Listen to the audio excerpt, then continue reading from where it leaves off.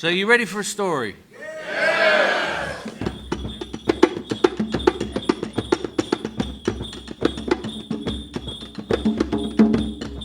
In this hut are 3 fires that never go out. The 10 daughters slept in beds. The men made a pile of beds and slept by the fire. The fire in the west.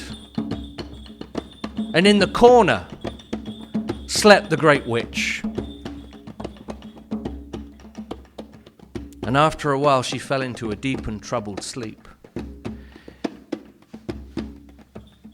Did you know that even witches have nightmares? And as the men slumbered anxiously in the corner, the Dark One herself started to turn this way and that way.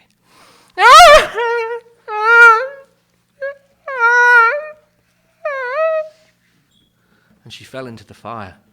And she fell out of the fire, and no one could wake her. It took the listener himself to shake her awake. Where am I? What is this? And he said, what were you dreaming about? She said, I dreamt you did a very bad thing. I dreamt you did a very bad thing. And he said, what? She said, near here is a lake, and at the bottom of that lake is a beautiful red otter.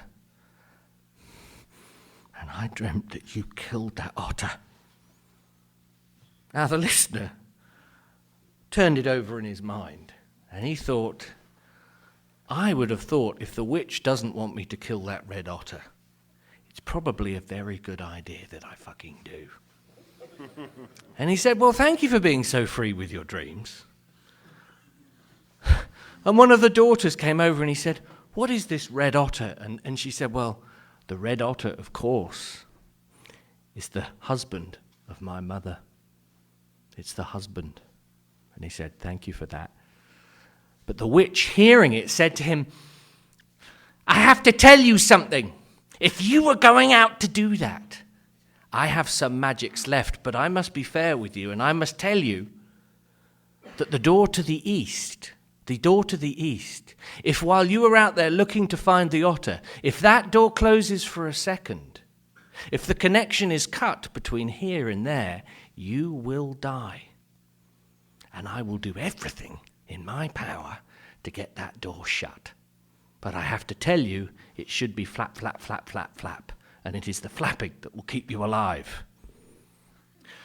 So he thought to himself, and he called a friend of his. And the friend had the strange name of Hammer in the Hip.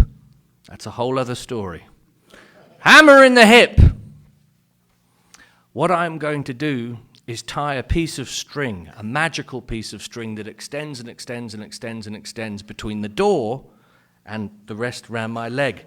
Keep the door flapping. Block your body in the way so that door cannot close and I cannot die. Is that understood? And he said, yeah, okay. So they set out. The witch's directions were accurate. She hadn't lied to him. And whatever she tried to do back at the camp to get the door shut, she did not succeed.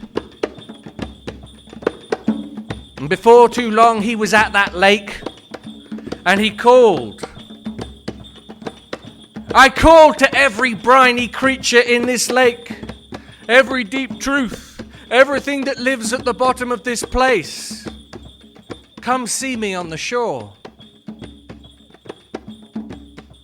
And underneath the water, there were flickers of gold and silver, and the occasional bubble. And then he got more precise. Red otter, red otter, red otter. Come and see me.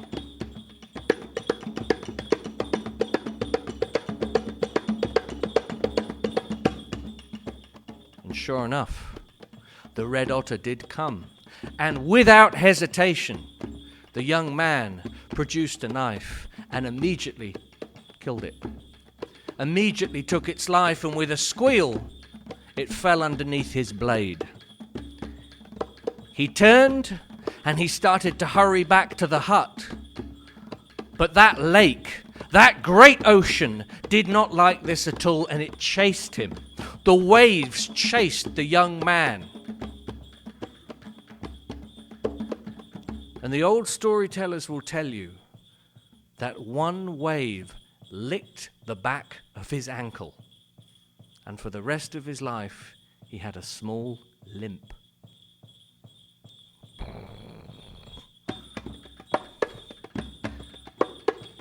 He limped back to camp, presented the red otter, dressed it, skinned it, and put it in a stew.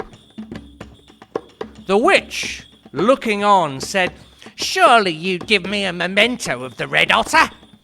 Surely a bone or a whisker would do. Because if I have that, I can reconstitute him and I can bring him back to life. He's a great witch too." Of course, nothing went to the witch and everything went into the stew. This stew was not meant for the men. This stew was not meant for him. It was meant for two great spirits that lived in the forest. Spirits that are not good and they're not bad, but they love to eat. Spirits love to eat. And so at a certain point in the evening, from the door in the west and the door in the east, two huge spirits shuffled, dancing slow into that lodge, ate the soup, danced and sang, playing patterns on tortoise shells. And then just before daybreak, they left.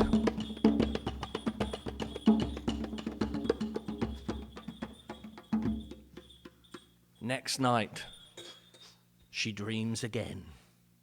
Next night, the nightmares come. Next night, yet again, she is rolling back and forth in front of the fire. I've had a dream. And he said, what was the dream? She doesn't catch on fast. He said, I've had another dream. I dreamt you did a bad thing. And he said, well, what was the bad thing? And she said, there is a tree near here. And in that tree, there is a very rare bird. The king of all the birds. It is a white heron. It's a beautiful white heron. And I dreamt you killed that bird. But you wouldn't be able to do that, would you? He said, could you be a bit more precise with the whereabouts of where this is all is? And of course, she dished it all out, gave the information, and he called one of the daughters over and he said, what is this heron bird? And she said, well, the heron is a brother. It's her son. And of course, if you're going to kill that thing, there's huge grief in it. And he said, oh, thank you, but I think that's exactly what I have to do. And he took his great spear, the same arrangement with the door, flapping this way and that. In fact, this time as a double protection, he got one of the daughters to block the door as well, and he set off, and he made his way to the great tree. But you remember, do you not, he had power with the trees. And even though the nest was immaculate and huge and at the very top, merely by saying to it, great tree, bend, bend, bend to me, the nest made its way slowly down towards him, and at a certain point he did indeed see the great white bird. The bird was so large it was like a human. Unerring was his accuracy. And he threw the spear straight into the heart of the bird. And the bird silently fell into the nest, twitched once, and its spirit left its body. Wasting no time, he gathered the feathers up, he stripped the body down, he brought it back to the camp. Yet again, the stew is being cooked. Yet again, there is a great feast to be had. Yet again, of course, the witch wants part of it. Just something, anything at all. But he said nothing. And at dusk, again they came, the two great spirits of the forest, the ones that are not good and not bad, but they dance slowly with their tortoise shells, singing songs so old, we don't know what they are. and they shuffled this way and that way. Strange incense filled the air. And they danced and they ate and they danced and they ate and they danced and they ate. And at daybreak, they left. The next day, the listener sat very still again. And he sat next to that bone pile. You remember the bone pile? And he looked and he looked and thought and looked and turned it around and listened, because even bones speak. If you're silent enough, even bones will speak. Something felt very wrong to him about that pile of bones. And that night, when he slept, he had the nightmare. He was the one that could not sleep and was turning this way and that and gnashing his teeth and weeping and crying, until finally, with a corn grinder, the witch came over to him, banged him round the head and said, "Well, what's your dream about?" Fucking hell. Bang! Again, just to make absolutely sure he was awake. He got up, shook his head, and he said, "Well, truly enough, it was a horrible dream. But you must be very naive if you think I'm going to tell you what it is." So, I like a bit of sacred negotiation, old witch. This is the scene. You have until dawn to guess what my dream was. But I've been looking at that bone pile all day, and I'll tell you this. If by dawn you haven't come up with the answer of what my dream is, I'm going to kill you, and I'm going to kill your daughters. Well, the witch tried everything she could. The daughters tried everything they could. They turned the answers back and forth. They tried this way, they tried that way. But of course, at daybreak, nothing and nobody could guess what the listener's dream was. And so the men gathered around the longhouse, and they started to hum low, make a low humming sound. Ooh.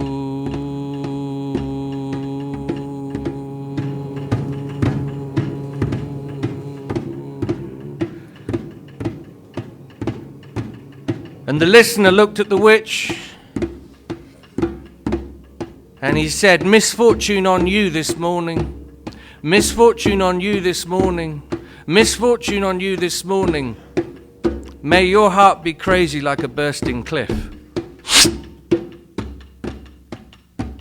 And the longhouse started to heat and heat and heat and turned to stone. The wood, the bark turned to stone. Everything turned to stone and got hotter like a clay pot being heated. And the women screamed and complained and pleaded and everything. Until finally the woman he had met at the front of the canoe, his betrothed, said, "Please do not let me be in here. I have information for you. There is something you need to know." So they called her out. But the rest of them got hotter and hotter and hotter and hotter. And just where you or I would be falling down and dying, they changed shape. That old witch, the crow woman, her body split this way and that way, and a wild screech owl flew out. A weasel flew this way from one of the daughters. A raven from another. All escaped and flew from this story into another.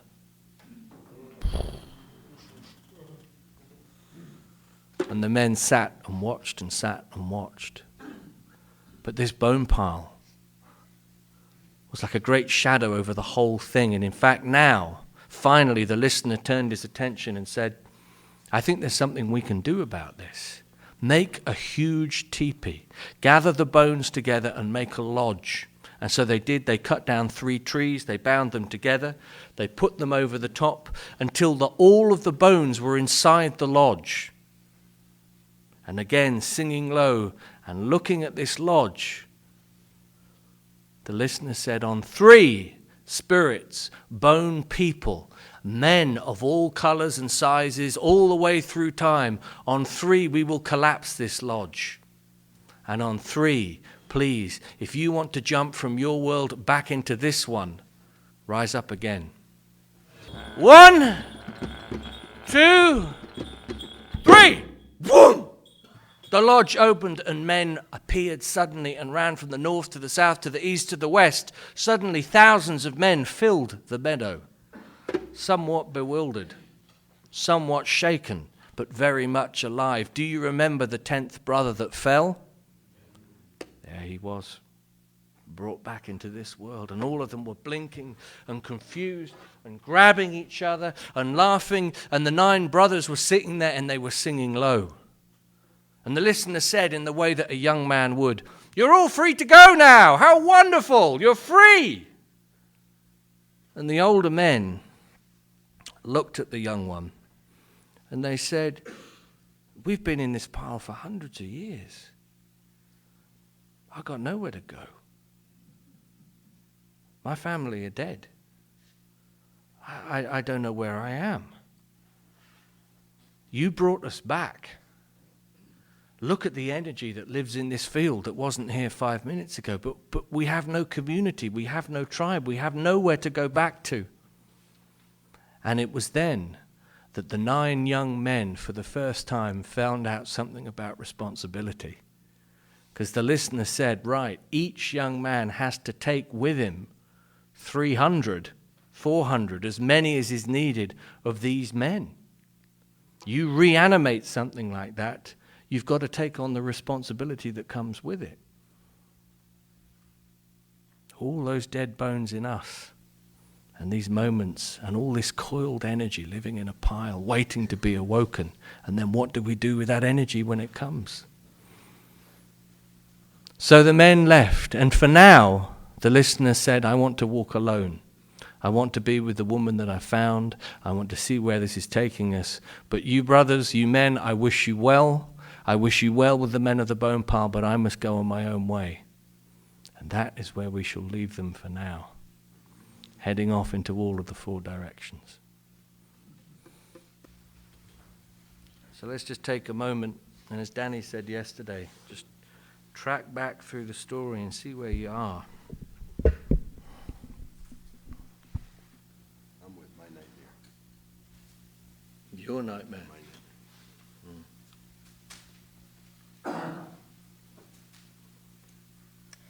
Contemplating the bones.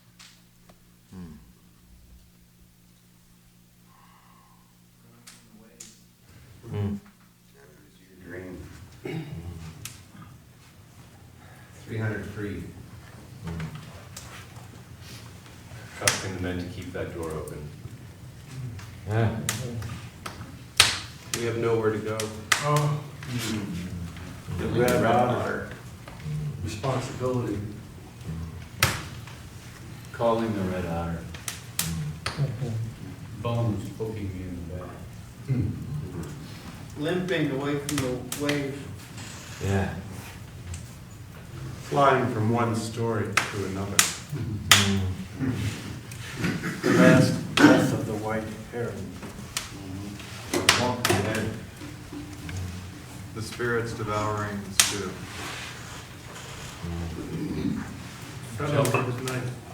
Telling the witch she must be nice. Yes. He's got balls. He's got balls. Going to kill the otter and hoping the door says something.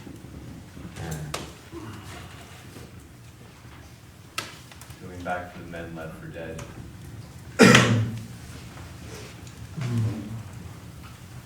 Just before the bones are converted. Resurrection or rebirth.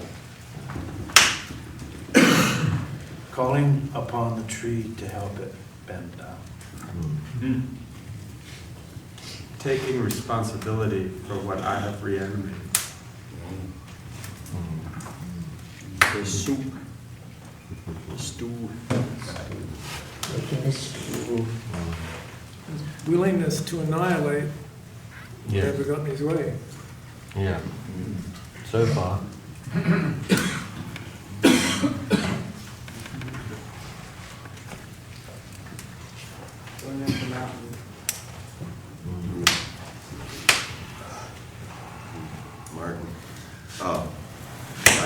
attention, because there's always a place where I lose consciousness. You know, and so I don't know what happened right after the women turned into the animals.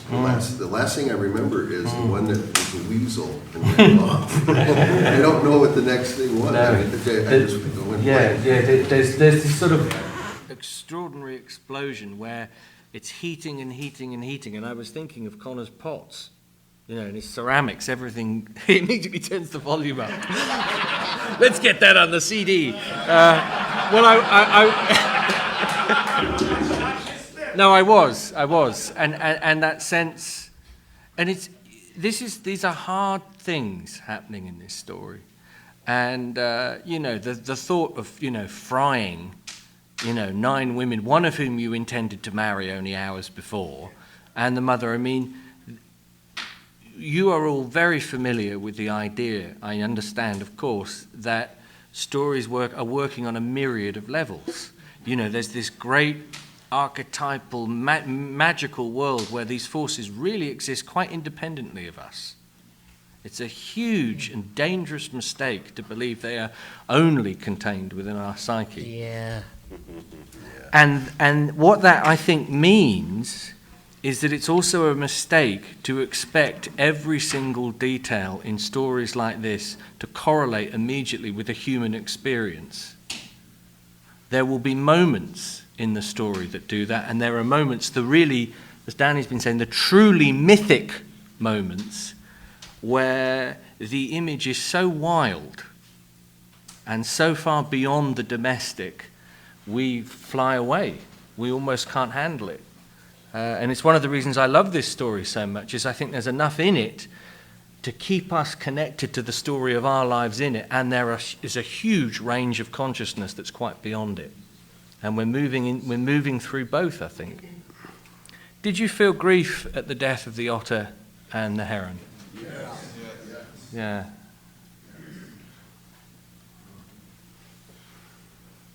What are you thinking, Danny? I was struck by two of the spirits who you emphasized were neither good nor bad, with you know, insatiable appetites who just eat. And I don't know what the connection is, but for some reason it makes me ask the question, what's so bad about death? Yeah, I think that's exactly, Jay, what I was going to say. In thinking about this, is that there is grief in the death of the red otter and the death of the husband and the son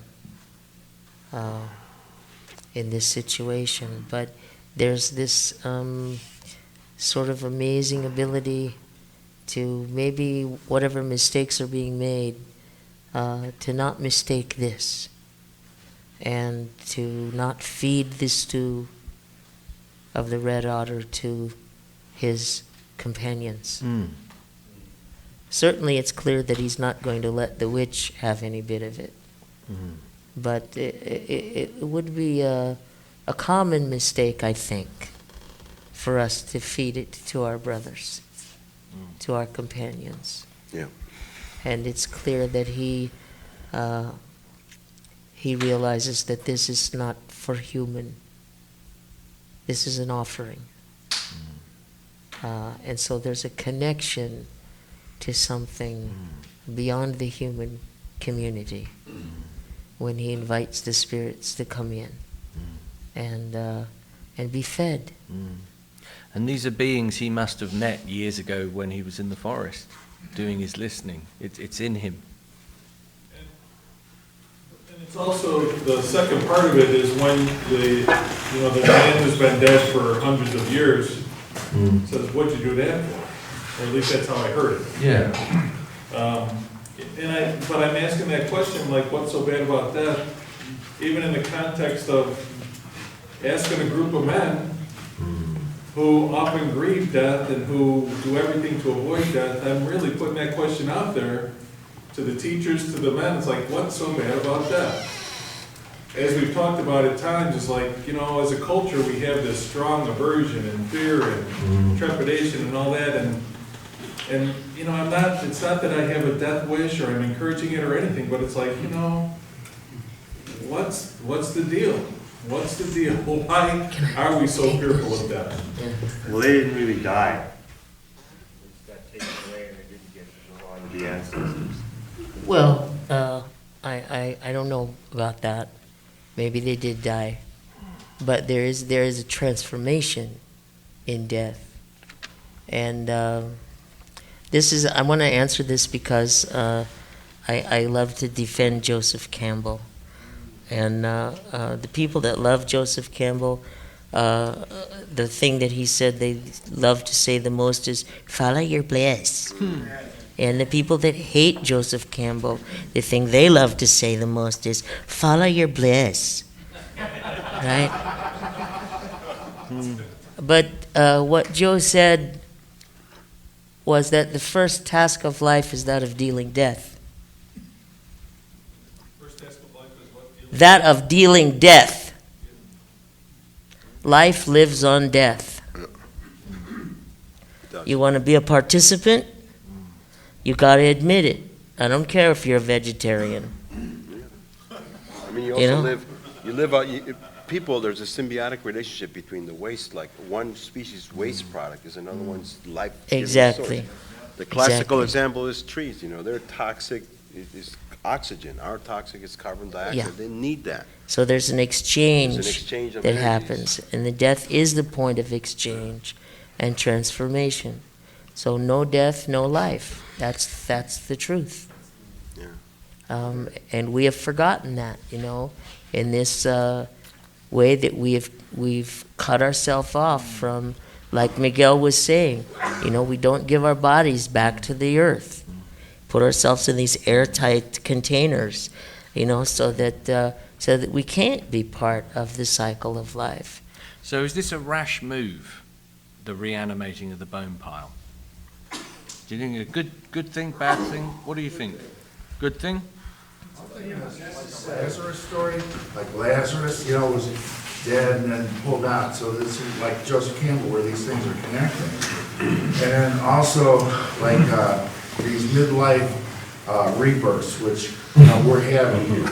Okay, and in the beginning we're talking about, okay, so we're ruptured off the tracks of our lives, and then here we are, perplexed, newborn, 59 say. Yeah.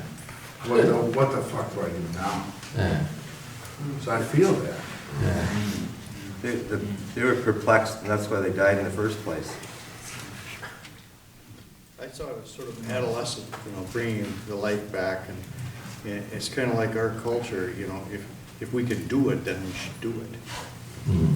It may Not be, everything you can do should be done. maybe, but I think that the way that the story, the way I'm hearing this story, and the way that the young man went out and contemplated the bones,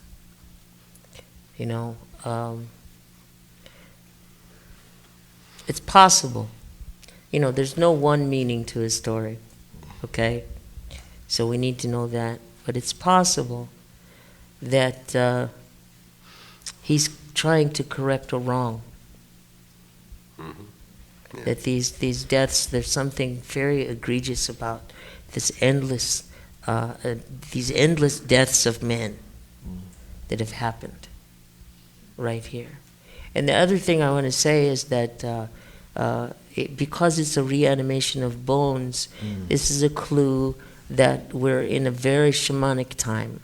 We're in the shamanic worldview where bones are the symbol of continual life. The regeneration of life comes from bones. It shifts to the seed in agrarian times. But in hunter-gatherer times, it's the bones. There's a tradition where I come from when the natives would put the bones of the salmon, the first salmon that would come, they would put the bones back into the river so that salmon could swim away and that the salmon would come again.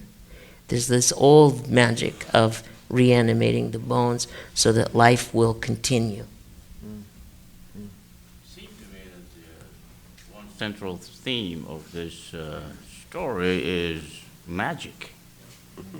You know, there's a lot of magic in there, starting with a character who masquerades as a witch. And I'm still stuck with the beginning of the story where the witch saved life by saying, look, that door. I know. That's where I'm situated. Yeah, me too. And I wonder, why did he share this information?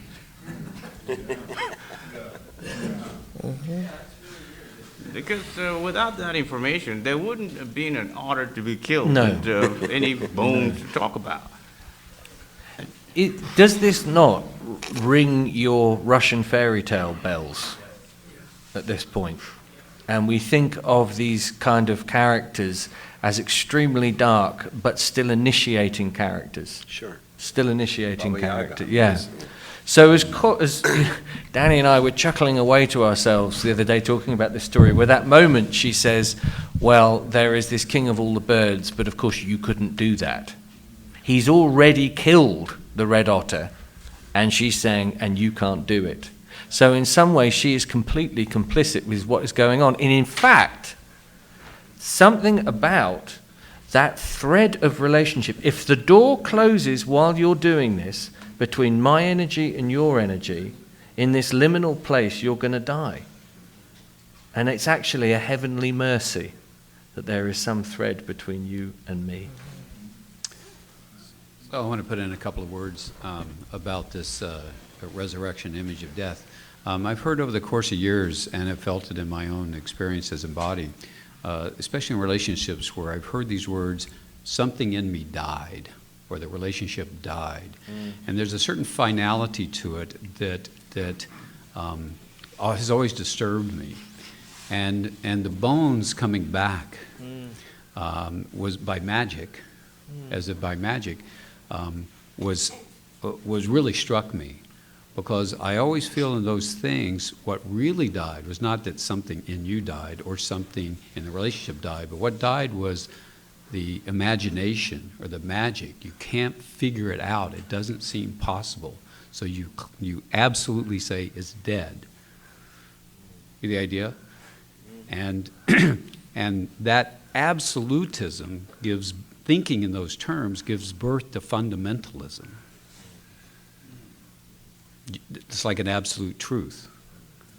So the fact that there was a way those bones reappeared as if by magic, or whatever the reason was, it was like, wow. So no matter what you think, died, like something in me died, what really died was you thinking there's a possibility of rebirth. Your imagination died, the magic died. I think there's a message for us here to do with what these conferences do. Do you not feel that things reanimate in you afterwards? Things that you had long since neglected or forgotten about, like a half-remembered dream, are suddenly right up there when we enter this tunnel together. And we've all got the difficult business of Sunday or Monday or whenever we leave, of what do we do with this pile of bones I have reanimated in me. Inside us is the listener, and inside us is the bone pile. And when we come in and we sing these songs and we do this kind of intense work, I think we reanimate bone piles within us. Yeah.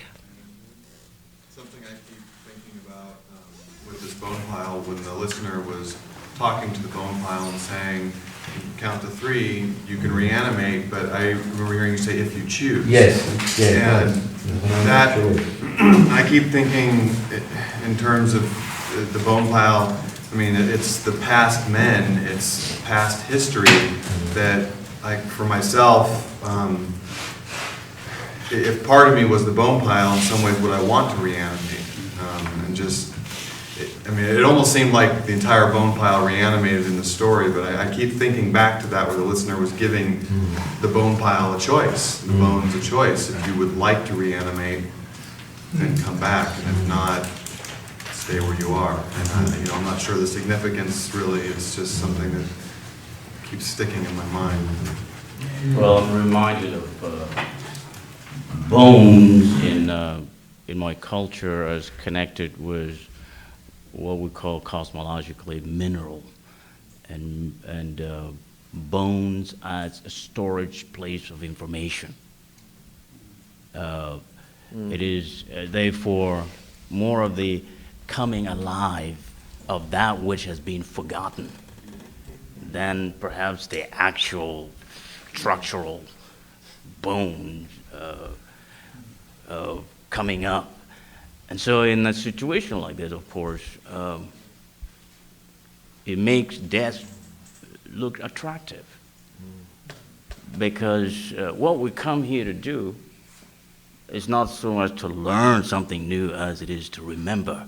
Reactivate. That's right, to reactivate, remember, And so as a result, we have at least to admit, minimally perhaps, that there is a part of ourselves that needs to die in order for this remembering to become legitimate.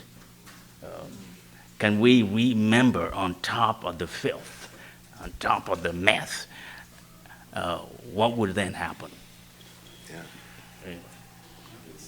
It's more than remembering, it's taking care of. It's being responsible for. It's acting on and nurturing the 300 men each that comes out of the bone. Well, because in that case, why do we forget? Because perhaps remembering comes with responsibility. And when we cannot face the responsibility inherent in the act of knowing or remembering, then perhaps it's a good idea to stay dead. Anyway. I'm getting one of these, don't pick up that feather. The trouble is not now. The trouble is before you in this reanimation of what we're hearing here. I'm not quite sure what the words, but what's bubbling up in me is I'm disturbed with, this is my own interpretation of the end justifies the means. And I heard really clearly Gandhi said he was perfectly prepared to die for peace, but he was not prepared to kill for peace. And I don't know if that's a weakness on my part, but I'm perfectly prepared to die for peace. I'm not prepared to kill anybody, almost for anything. And if that's required in some sort of, I'm crippled in that because I will never kill for peace, for anger, or for anything. And I couldn't be the listener. And I don't know if that story will bring that out. I'm just saying that I couldn't be the listener with my views, and I'm not about to change them unless you give me a really good reason. Okay, you have to think about when the act of killing. Okay, I will. Yeah. You're talking about the act of killing the otter and killing the bird, right? We got to remember that this is not a literal. This is a myth. So when he's going in to kill, you have to also have the word free, change. That's what I'm going to tell you that. So that's. And after he kills the bird and the otter, they become food for further transformation. They do. And it isn't just dead, gone. There's more to it than that. So I'd like to put in a couple of words about Gandhi. And I'd like to have a longer conversation with you about that. But I have a major issue with that position.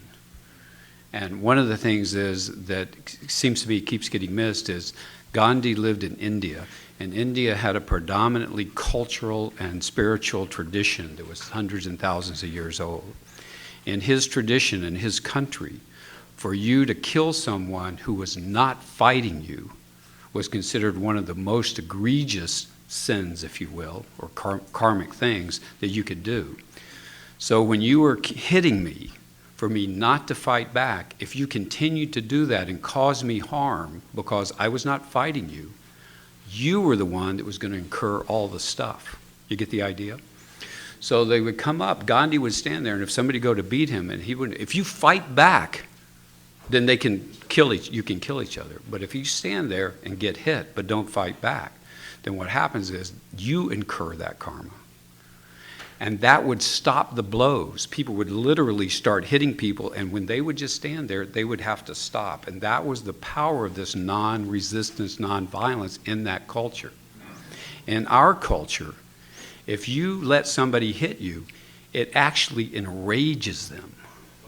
It empowers them to continue to do it because they are so pissed off that you're not a man or won't fight back or you can't defend yourself, that they think you should die because it's a sign of weakness. Yeah. So it's a cultural context that he existed in. The difficulty is translating that concept into this culture. Yeah. You get the idea? If you were faced with a situation and your choice was to kill me, and killing me would ensure future world peace forever for everyone in the world, would you kill me? And I would hope you would. Do you understand? So when people say, I would not kill for peace, it's an absolutism that creates a fundamentalism.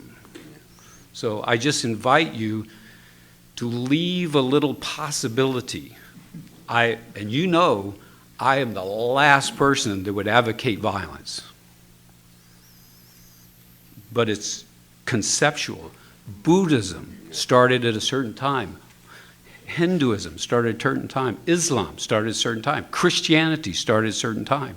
If we stone people to death now for their sins, we would end up in jail. People wouldn't do that. So we're translating old concepts into our new traditions all the time. And what we really need is like, you know, religion 2.0, 3.0, 7.0, whatever it is. And what we need is nonviolence 2.0, 3.0, 7.0. What is nonviolence in our culture, in our world, faced with what we have? So that's it in my issues in a nutshell about that. We have a... And Campbell is saying this not killing is not even an option. He's saying you live here, you're killing every day. This is the deal. Life proceeds by killing. Are you a participant or an observer? If you live here, you come from mud, blood, fire, and whatever, smoke. It's even worse than are you a participant or an observer. It's are you a participant or are you in denial? That's it. Those are the only choices. The thing is, what's really important is what creates the most difficult for me is when you're polarized into a position that prevents movement that needs to occur. All right. Now, the easiest way for me, the best way is if the Earth didn't turn. You know, one side would be completely charred and the other side would be completely frozen. And this is in some form or another, that's where we find ourselves in the whole world, culturally, spiritually, religiously, politically. One side is completely frozen, the other side is completely charged. Our job is to create that movement that's going to transform that into an amazing relationship between the light and the dark, the heat and the cold, all those things. And you can say that that's the most neutral way of describing what it is that we need to do. And when you put it into that context, into that higher level, the larger ground, it allows for all these things to have the interdependent nature that they have with each other, the way it needs to be for things to flow the correct way. I mean, this is the best way I can describe it. And then it takes a lot of thought to really understand what that really means, you know. But you want to... One of the points we've come back to a couple of times is this idea that you realize you're truly in mythic time when you are not polarized or caught on the narrative of one person in the story, but you're moving between many. And it's the difference in a way between us reading a novel, which would have a lot invested in that central character, and I would be telling you what he looked like, and I'd be telling you what he was thinking, and you know, we'd be weaving investment around him. You know, do you see where I'm going?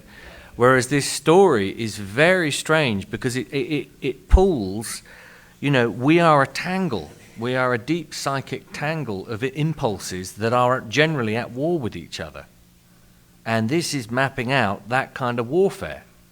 And so the genius of the story for me is for a lot of the last, as I was telling it, I was the heron bird, waiting for the boy to come and knowing that it was time for me to die, or as you have been saying, get back in the food chain, which is actually how I'm relating to all this. This is all these sort of cyclic food chain things, but it's part of the authenticity of the story is that it brings all of that stuff up.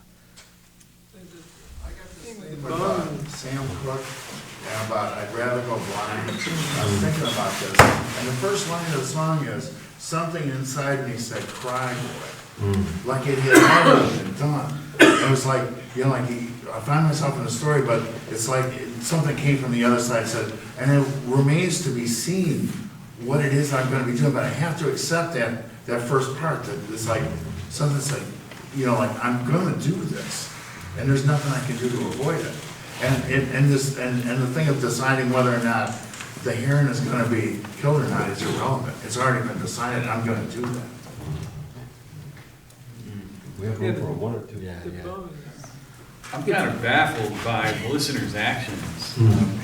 I can understand. I understand the mother-in-law being sort of initiator, and I can understand killing the red otter and the heron, and even threatening to kill her if she doesn't guess his nightmare. But then to also say, I'm going to kill your daughters too, including the woman that I love, or I think I love, it just baffles me. So now I'm kind of wondering whether there's a connection between his uncle and this witch, you know, and whether they're not in cahoots together. It's a good thing to wonder. It's a good thing to wonder. It's a good thing to wonder, and also there is possibly the hint of a mistake, as we may see. Which is why it's such an interesting story, I think, to bring into our midst, because it's a story that doesn't seemingly begin with failure, but there's failure in it. And if you think about the sort of brutality a lot of us have as young men, where we do not know when to stop, and we kill the baby and the bathwater. And this was the first time I remember, Danny, you felt this immediately, didn't you, when we got to this point in the story? Yeah. He's been very successful, you know, and now we're seeing something maybe is going to shift here. And I just wanted to add something, picking up on things that the both of you have said about, you know, the earth turning, the turning, the way the story should not be taken literally. There's a certain way that we have to dance with the images. We have to stay in motion with the images. And it's the images, it's not the linear progression of things in this story that is important. What's important is the images and the constellations of energies that are in the story. And if you allow yourself to dance with that and be in motion with that and not land in a fixed attitude, you'll get far more medicine from the story. We can't go on much further with it because we're getting near lunch, but I would really ask in your personal study to contemplate thinking about the difference between hot evil and cold evil. And that may be all I'm going to say on it as a teaser. But hot and cold evil.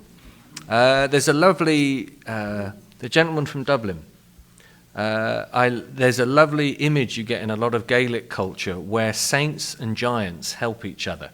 And they build these enormous sort of cathedrals. And I love the idea of the saint and the giant within us actually needing to be in some sort of symbiotic relationship. There's a dream that Carl Jung had. And he's working on one of his enormous, huge, fucking brained books, and he's sweating away.